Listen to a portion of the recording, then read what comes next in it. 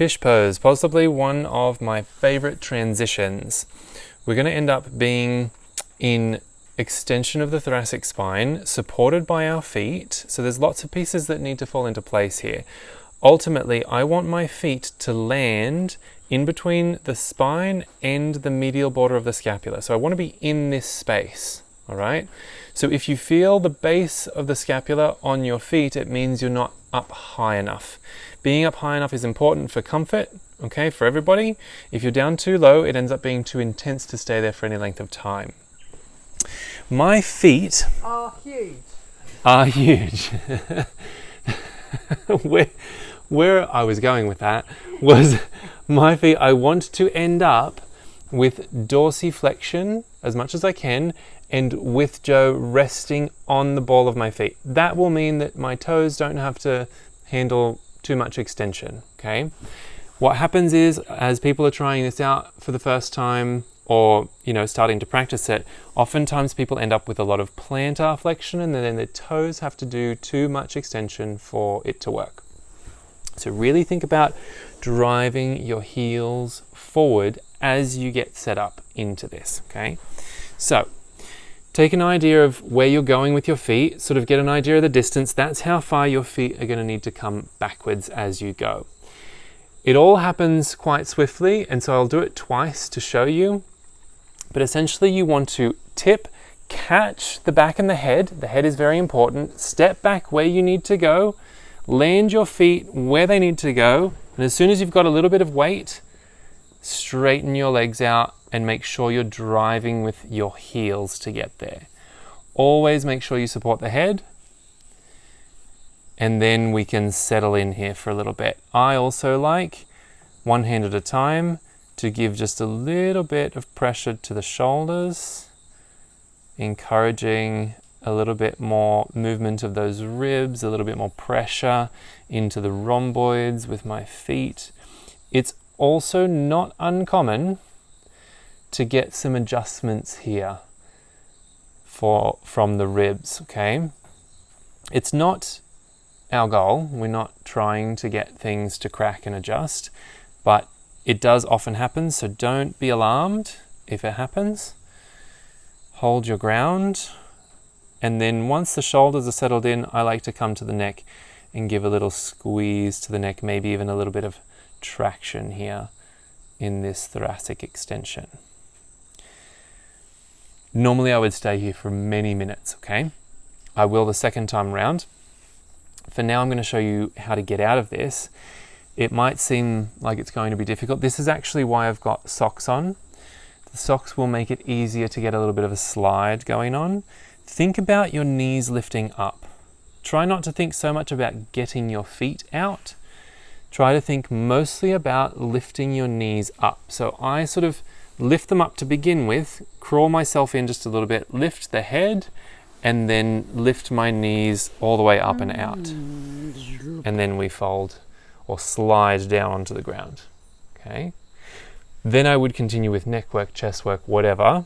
For now, I'm going to do that all again. So we're going to come on back up to a seated position. I'm going to take a look where I'm going in between the thoracic spine and the medial border of the scapula. Not below, but in between. It's higher than what you might think. Move yourself back, tilt and catch, especially the head. Get your feet into position, and then straighten out your legs and drive your heels forward. I'm doing all that a little bit slower than what I might normally do it, just to show you all of the components.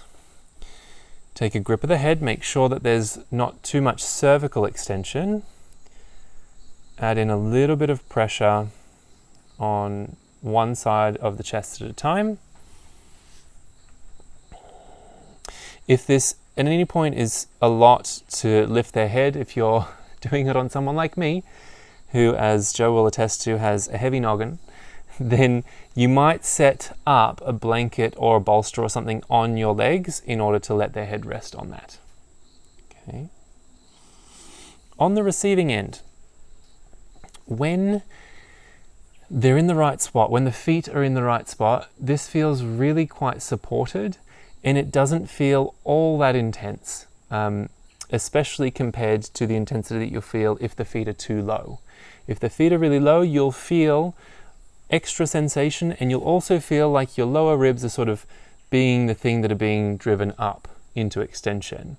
Whereas here, you're in the upper back, everything's spread out a little bit more, and you've got a nice degree of stretch happening throughout the region, as opposed to it being really focused into one spot. So we can spend some time here. Also on the giving end, you should be able to spend plenty of time here because your heels are forward, the balls of your feet are stacked on top of the heels, and your toes are comfortable because it's just a regular degree of extension at the toes.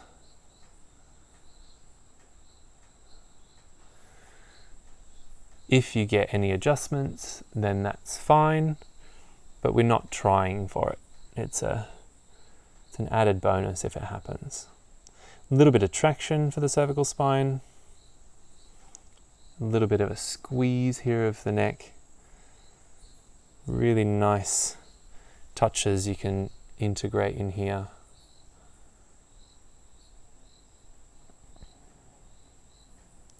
This is also a really nice way to transition people to the ground, just because it's a nice transition, but also when you've been seated for a while, again, that slouching action is happening a lot more after you've been there for, 15, 20 minutes, maybe even longer. So this is a great moment to sort of break that up, break up the slouching and the flexion through the spine and give the spine a little bit of extension. You could also use this as a nice little reader for what might be happening in the neck with your fingertips, but also in the chest, which might give you an idea, okay, when I get to the chest massage, I can be doing some work in maybe the more superior fibers or whatever it is you're seeing and sensing here in the chest. When it's time to bring them all the way down to the ground, support the head just a little bit more, so lift it up just a little bit, bend your knees up. I walk myself in a little bit because I've got the movement of the ankles, but not everyone will be able to do that.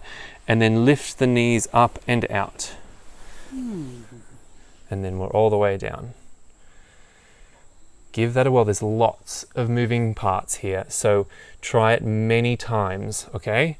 And stick with it over the coming weeks until you feel like there's some degree of smoothness to it and a degree of flow, because it will come. It's just going to take plenty of practice, okay?